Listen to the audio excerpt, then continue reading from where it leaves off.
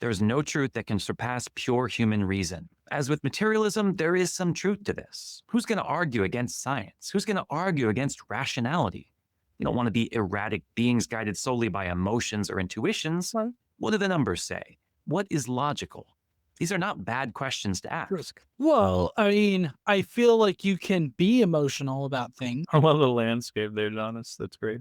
and you can have logically sound reasons for being emotional. I don't think that you should deny your emotions or anything or be this primarily analytical kind of being. I feel like emotions are what contribute to the human experience.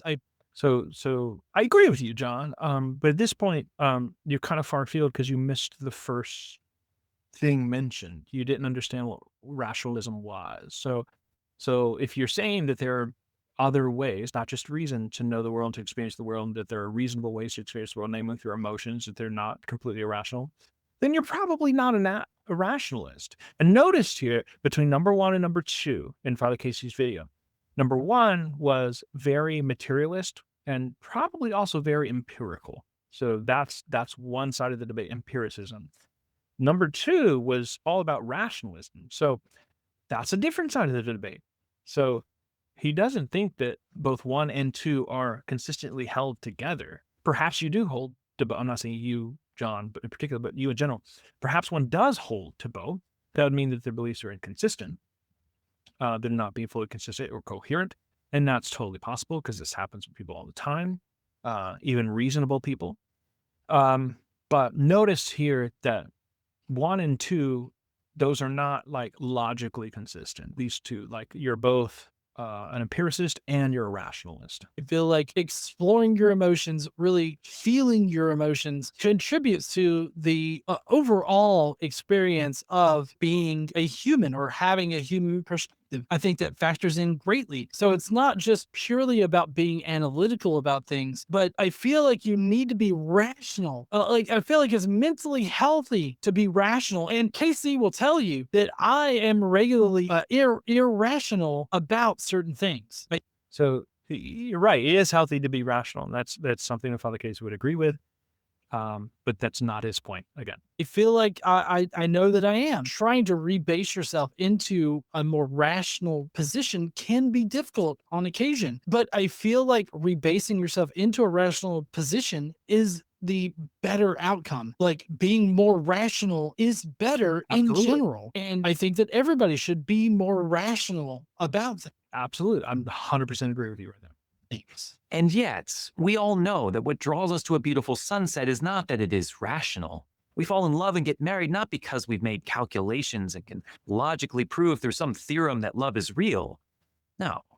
Life's greatest pleasures, what brings us the most meaning, come not from pure logic, but from beauty and love. So what KC was saying that she doesn't want to get on the mic and say is that basically, while we're not analytical about people that we love, there are ways in which we can know whether or not we love somebody or that we care about somebody or that, we can quantify how much we care and love about somebody. And there's ways that we can know that somebody cares and loves about us, and we can quantify those ways. Just because we can quantify it doesn't detract from the emotion. First of all, we can't quantify how much somebody loves us. That's you ought to know better. We can't quantify love. It's qualifiable, but it's not quantifiable. Like how much? You ask your wife, how many love units do you love me? You don't ask that. You ask how much in terms of how great, sure, but in terms of quantifiability, just not a thing you can quantify. Same thing with goodness. You don't have +5 goodness, -5 goodness, or beauty. You don't have +5 beauty or -5. You have things that are more beautiful or less beautiful. You have things that are more morally good or less morally good.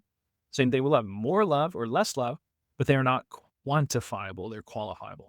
Emotional aspect of these things. The emotional aspect of these things is very much part of the perspective. It's a good way to be rational about your decisions to actually quantify whether or not you should feel this way. I mean, there are times when people feel like beyond all of the evidence, they should do a certain thing. Sometimes that works out, sometimes it doesn't. Probably most of the time it doesn't. But what I'm saying is that it's not purely analytical. Atheists don't see it as purely analytical.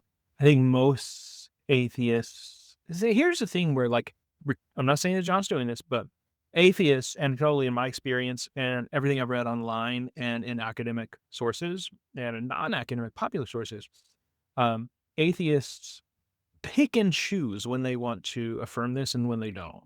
So it's a very inconsistent position. So it's the idea that I will be completely rational when it comes to theistic belief, but might be some things that I don't need to be completely rational about with respect to like love and beauty, and I'm okay with that. But when it comes to theistic belief in God, I've got to be a soldier of rationality. And like, if I let one irrational emotional thing in, that I'm just like, why would I do that? Why? It's completely, yeah, come on, dude. Like, you can't pick and choose the things you want to be rational about. I'm not saying that religious belief is irrational. I'm saying that sometimes, like I said at the very beginning of this stream, that is sometimes a non-rational. It's the same thing right here. We're not saying that emotions are irrational in the sense of like it's a bad thing, that they're against reason, but we're saying that they're not fully explained or experienced just using reason. And some of the religious experiences are like that as well.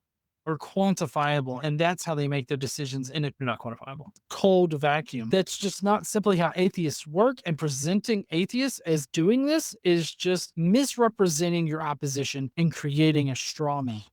Art, history, music, poetry, literature, and yes, faith. And so the way that we combat the rationalist is not with reasoned arguments or debate. It's not to play their game with their rules. We must break them out of their isolated worldview to encounter sacred spaces, places that provoke a sense of awe and wonder, that point to something beyond anything that can be explained. I'm not trying to detract from the awe and wonder, but awe and wonder is just a I appreciate that, John. I really do. There is something really real in that. Really robust in it. But let's see. chemical reaction that's happening in your brain. I think that those are important on Hold on. wonder, but on wonder is just a chemical reaction to me. You are again, man. Like, is it or is it not? Like, you can't just say. First of all, you're going to be epiphenomenal about this. Like, is the identity thesis false? Are you just saying that emotions just are identical to chemical? If that is, then when you love your wife, you're just, it's just, and also no free will exists. So there's that. So like, or do these things really exist? And I think that that's the way you wanted to go earlier in this video. You wanted to say, well, it is chemicals, but it's not just chemicals. In other words, it's not identical to chemicals. So if it's that way, you're saying that it is chemicals, or it's dependent upon chemicals, or it has as its essence requires chemicals, but it's not itself only reducible to chemicals. Like, if you want to say that, that's fine. I'm fine with that, right? So to say that, oh, it's just chemicals, this throwaway dismissive comment, the on wonder, come on, bud. Like, your wife could say that to you, or girlfriend, or whatever, right? I mean, you wouldn't stand for it, obviously, because what you experience is very real. And it's not just that it feels real to you and that it feels meaningful to you, but that it is real. These things, the emotions are real. They're not just chemicals. That's my whole point.